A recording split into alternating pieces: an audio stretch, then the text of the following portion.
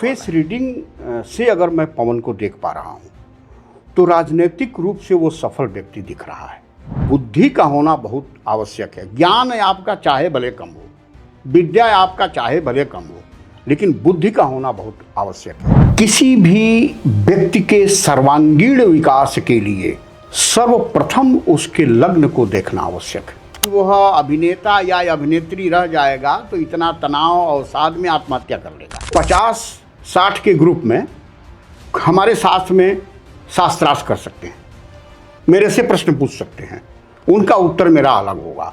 मैं आमंत्रित करता हूं देश के सर्वश्रेष्ठ ज्योतिषियों को जो अपने को सर्वश्रेष्ठ मानते हैं।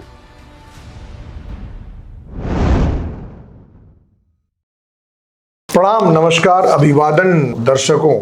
आप हमेशा मुस्कुराते रहें, हंसते रहें और मेरा पॉडकास्ट अंत तक देखते रहें। आज मैं समाज के लिए कुछ ज्योतिषीय महत्व को लेके आया हूं, जिसमें एआई भी शामिल होगा, हमारा नौजवान शामिल होगा और पूर्व नौजवान जिनके मन में कुछ इच्छाएं दबी रह गई थी कि काश ग्लैमरस जीवन उनका भी होता, उसके बारे में बात करने चल रहे हैं। गुरुजी के साथ सीधे मुखातिब होते हैं। गुरुजी प्रणाम। जी साधु। मैं आपसे ये पूछना चाहता हूँ गुरुजी कि आजकल मैं अपने व्यक्तिगत अनुभव के आधार पर, क्योंकि मैंने एक उपलब्धि हासिल की है सोशल मीडिया के माध्यम से, और मैं जब 49 वर्ष का हुआ, हालांकि ये कला तो मेरे अंदर मुझे लगता है बचपन से ही थी, क्योंकि मैंने पहली कविता अपनी 8वीं क्लास की अवस्था में लिखी थी। तो मैं अपने को आधार मान के, मतलब अब इस एपिसोड का आधार मान के मैं और नौजवानों के दिल की बात करता हूँ। जी, आजकल के नौजवान गुरुजी वो इंस्टा पर जाकर स्टोरी बनाते हैं, है ना, तरह तरह के मुंह बना के एक्टिंग करते हैं। क्या इसका ऐसा कोई आईना है जिससे वो सच में अपने उस आभा मंडल को देख के उस दिशा में आगे बढ़ सकें? देखिए, कला चाहे वो जिस श्रेणी की कला हो, अभिनय की कला, लेखन की कला, डायरेक्शन की कला, माने निर्देशन की कला, नृत्य की कला, गायन की कला, इन सभी कलाओं को कोई एक ग्रह नियंत्रित नहीं करता। अच्छा। शुक्र के प्रतिनिधित्व को सभी लोग मान बैठते हैं कि शुक्र के कारण ये सब चीज़ें, क्योंकि शुक्र वैभव का, विलासिता का, आनंद का, मनोरंजन का कारक है। शुक्र, हाँ, आकर्षण का, सुंदरता का, लावण्य का, प्रेम का कारण है शुक्र। तो इस वजह से इसको मान लिया जाता है कि शुक्र प्रधान है। हाँ, और जन्मपत्री में शुक्र की स्थिति देखी जाती है कि शुक्र अपनी राशि तुला में है या वृष में है या मीन में उच्च का है, त्रिकोण में बैठा हो, विशेष तौर पर 10वें भाव में बैठा हो, तो समाज में स्थापित करेगा। परंतु यह एक पक्षीय व्याख्या है। किसी भी व्यक्ति के सर्वांगीण विकास के लिए सर्वप्रथम उसके लग्न को देखना आवश्यक है। लग्न है व्यक्तित्व। अच्छा। उससे उसका दिशा निर्देशन होगा कि वह किस तरीके का व्यक्ति है। अगर परम साहसी है, सेना के लिए सूटेबल होगा, सुंदर आकर्षक है चेहरा उसका, और इसके साथ अगर उसका द्वितीय भाव मजबूत है, पंचम भाव मजबूत है, 10वां भाव मजबूत है और भाग्य भी मजबूत है, तो क्या कहना, भाग्य भाव। अब द्वितीय भाव मजबूत सशक्त होने का मतलब है कि या तो बुध वहीं बैठ जाए, मिथुन या कन्या में बैठ जाए, तो वाणी की परम आवश्यकता होती है अभिनय क्षेत्र के लिए। आपको संवाद अदायगी कैसे करेंगे अगर वाणी की ओजस्विता नहीं रहेगी। यहीं पे यदि यही शुक्र बैठ जाए आपका अष्टम में, षष्ठ में, और कमजोर चंद्रमा से दृश्य हो जाए, तो ऐसा व्यक्ति तो अवसादग्रस्त हो जाएगा, प्रयास करेगा और पहुंच नहीं पाएगा। अवसादग्रस्त हो जाएगा, या किन्हीं एन केन प्रकारेण यदि वह अभिनेता या अभिनेत्री रह जाएगा तो इतना तनाव अवसाद में आत्महत्या कर लेगा। अच्छा, ऐसे बहुत सारे उदाहरण आपको मिलेंगे फिल्मों में मिलेंगे जो लोग आत्महत्या कर देते हैं। उसी तरीके से सूर्य की मजबूती आवश्यक है, क्योंकि सूर्य जो है समाज में स्थापना का कारण है। जब समाज में आप स्थापित होंगे तभी तो आपके अभिनय का फल प्राप्त होगा। तो कितने ग्रह आ गए? सूर्य, बुध, शुक्र, चंद्रमा। तो कम से कम ये 4 ग्रह। अच्छा, महिलाओं के लिए थोड़ा इसमें हल्का सा अलग चीजें आएंगी। अच्छा, जैसे किसी व्यक्ति को अभिनेत्री बनना है जी, ठीक ना, तो उसके लिए शुक्र की जो स्थिति है वो चंद्रमा के साथ में हो तो बहुत अच्छा है। अच्छा, हाँ, चंद्रमा के साथ में हो, चंद्रमा से युति हो, चंद्रमा से दृष्टि हो, ठीक ना, तो ज़्यादा अच्छा है। और मेरा किसी ज्योतिषी को समझाने का उद्देश्य नहीं है क्योंकि ज्योतिषी किसी एक बिंदु को लेकर बैठ जाएंगे। तो ज्योतिषियों के लिए मेरा ये है कि अगर उनको कोई नियम किसी भी ग्रंथ से समझ में आता है, भाव मंजरी हो, फल दीपिका हो, बृहज्जातकम हो, चाहे जो भी है, पराशरी हो, तो वो 50-60 के ग्रुप में हमारे शास्त्र में शास्त्रार्थ कर सकते हैं, मेरे से प्रश्न पूछ सकते हैं, उनका उत्तर मेरा अलग होगा। ज्योतिषियों का? हाँ, ज्योतिषियों का। अच्छा, मैं आमंत्रित करता हूँ देश के सर्वश्रेष्ठ ज्योतिषियों को, जो अपने को सर्वश्रेष्ठ मानते हैं, जो किसी भी चैनल पर या कहीं से अगर मेरे ज्योतिष में बताए गए उपचार या मेरे बताए गए नियम से वो मेल अपने को नहीं कराते, उससे वो मुतमईन नहीं है, असहमत हैं, उनका विचार कुछ अलग है, तो मुझसे शास्त्रीय व्याख्या कर सकते हैं, मेरे शास्त्र में शास्त्रार्थ कर सकते हैं। मैं सादर आमंत्रित करता हूँ और सहर्ष हर्ष के साथ मैं उनके साथ शास्त्रार्थ करूँगा। और वो जितना प्रश्न हमसे करना चाहें ज्योतिष शास्त्र पे वो मेरे से कर सकते हैं, मैं भी उसका उत्तर दूंगा। अगर किसी प्रश्न पर मैं उत्तर नहीं दे पाता हूं तो क्षमा याचना करके मैं दूसरी बार उसको पढ़ के आके उनके सामने लाऊंगा। बहुत बड़ी बात है, ये बहुत बढ़िया बात है जी। ताकि एक्चुअली जब आदमी सफल होता है जी, है ना, तो उसको संभालने के लिए ज्योतिष की तरफ जाता है कि हमारी सफलता बरकरार कैसे रहे। और जब कोई असफल हो जाता है तो कारण जानने के लिए ज्योतिष की तरफ वो जाता है। तो दोनों स्थितियों में ज्योतिष की जरूरत तो है जी। तो कैसे हम अपने दर्शकों को ये आमंत्रण दे सकते हैं जी कि आपके पास उनकी सारे सवालों का जी, है ना जी, सारे जवाब ना हो लेकिन बहुत सारे जवाब आपके हो सकते हैं कि अगर वो कलाकार बनना चाहते हैं। सबका तो मैं उल्लेख इस समय नहीं कर सकता, लेकिन कुछ का कर देता हूँ जी, इसलिए कि कम से कम एक सेटिस्फैक्ट्री आंसर, एक जानकारी पहुंच जाएगी लोगों के पास, एक मतलब संतुष्टिजनक उत्तर उनको प्राप्त हो। अब देखिए, किसी भी व्यक्ति के कलाकार होने के लिए केवल सुंदर होना ही आवश्यक नहीं है, उसके भाग्य का भी साथ में होना आवश्यक है। तो नवम भाव का उसके साथ में संबंध अच्छा होना चाहिए। मतलब त्रिकोण का और केंद्र का अगर संबंध हो जाए और इन संबंधों में शुक्र, बुध, चंद्रमा, सूर्य का आपस में किसी तरह से सकारात्मक संबंध, चाहे वो युतिगत हो, चाहे दृष्टिगत हो, चाहे भावगत हो, चाहे बलगत हो, 5 प्रकार के बल होते हैं इनके, चाहे अंशगत हो, ठीक ना। अगर यह संबंध स्थापित हो जाते हैं, अब किसी व्यक्ति की डायलॉग, जैसे मैंने बताया कि द्वितीय भाव वाणी का भाव है, तो वाणी आपकी बहुत अच्छी रहेगी, तभी तो आप डायलॉग डिलीवरी अच्छे से मैं एक कंप्लीट समत्व बोध से युक्त कलाकार की बात कर रहा हूँ, जिसमें मैं अमिताभ बच्चन को और दिलीप साहब को मानता हूँ, ठीक ना, मैं मानता हूँ। तो इस प्रकार के कलाकार बनने की बात मैं कर रहा हूँ। पंचम भाव जो कला का भाव है, कला का क्षेत्र है, इसका भी मजबूत होना आवश्यक है। अभी तो मैं केवल ग्रहों की बात कर रहा था, लेकिन जो भाव हैं, जो 12 भाव हैं, उसमें भी कौन कौन से भाव। अब यदि आप मतलब धन प्राप्त करना चाहते हैं तो 11वां भाव, आय भाव, से भी संबंध स्थापित होना चाहिए। वहाँ से शुक्र का संबंध हो, वहाँ से बुध का संबंध हो।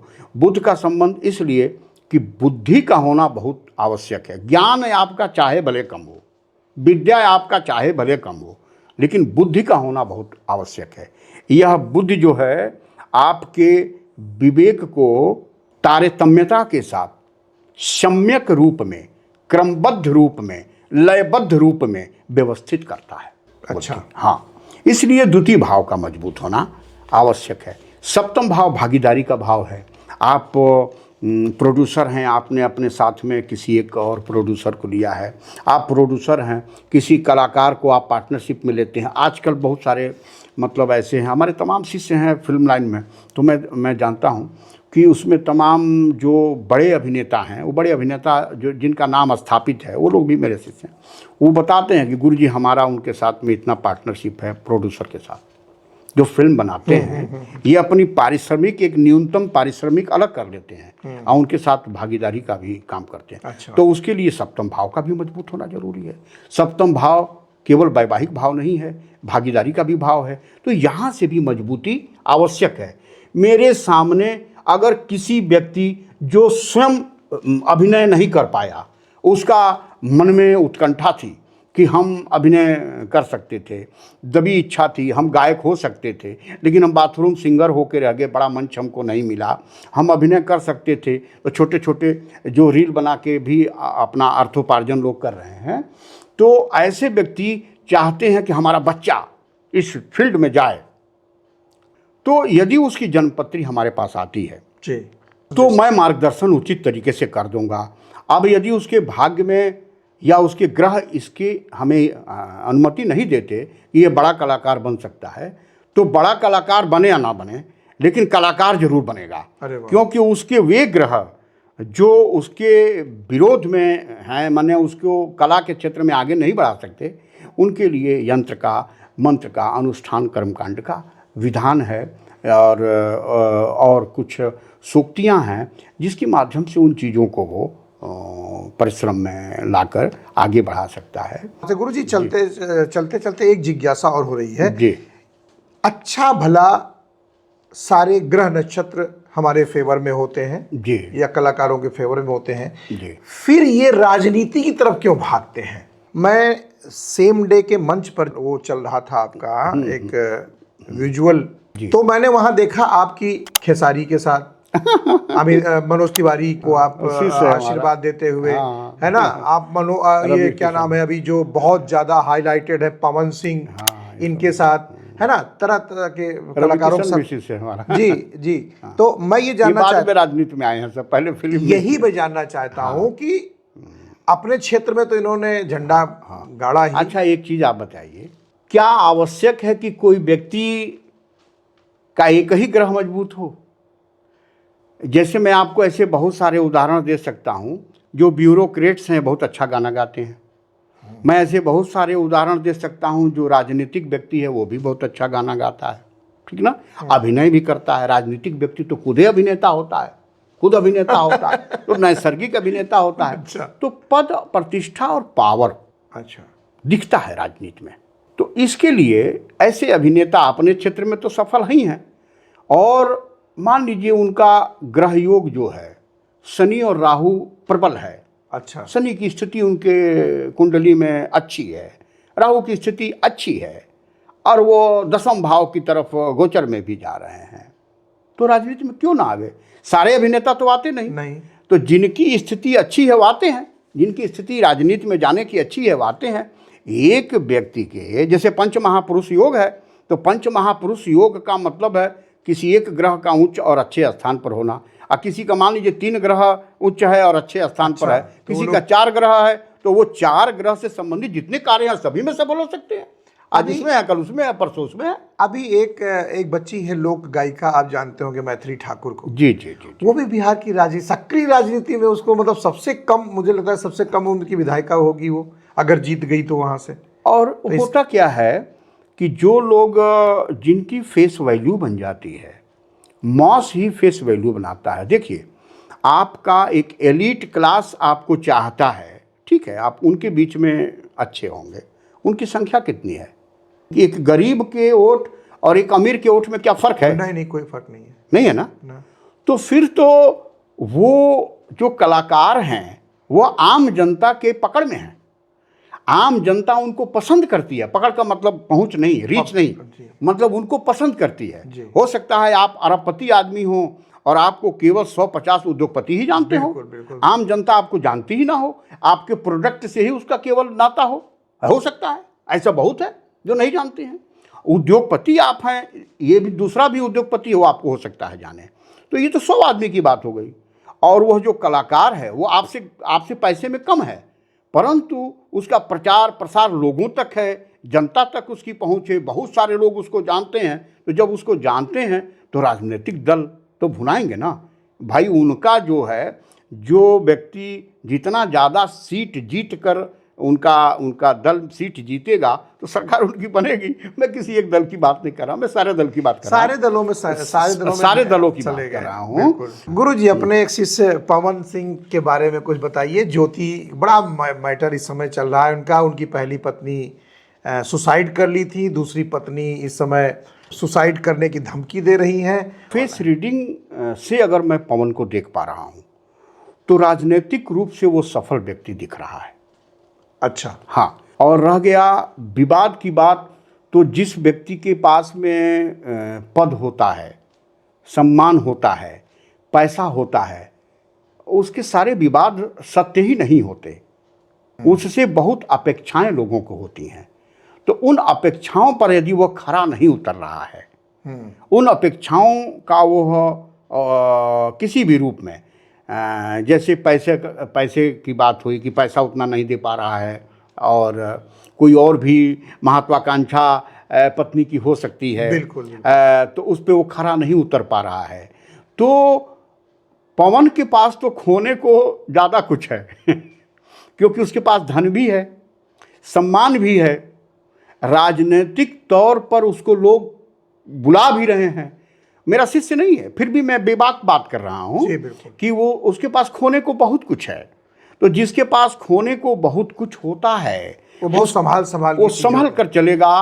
तो वो जो है उसको मैं अभी इस तरह से नहीं देखता कि वो दोषी है, ठीक ना। मैं मिला नहीं हूँ, लेकिन उसके चेहरे के भाव से, उसका चेहरा देखकर मुझे यह बात तो मैं आपको विश्वास दिला दूं कि यह छल और प्रपंच वाला व्यक्ति नहीं है। अच्छा जी, ये है पवन सिंह, जिसके बारे में गुरुजी ने फेस रीडिंग करके ये बताया है। पवन सिंह निर्बाध रूप से इलेक्शन लड़े और जनता उनके साथ है। पहले से ही जनता उनके साथ थी, जीत जाएगा। अब वो अगर राजनीति में आए हैं तो किसी भी दल से उठेगा, जीत जाएगा। इन्हीं शब्दों के साथ आज बस इतना ही। बहुत बहुत शुभकामनाएं। अपना ख्याल रखिएगा नौजवानों। धन्यवाद, बहुत बहुत शुभकामनाएं। नमस्कार गुरुजी। जी, साधुवाद।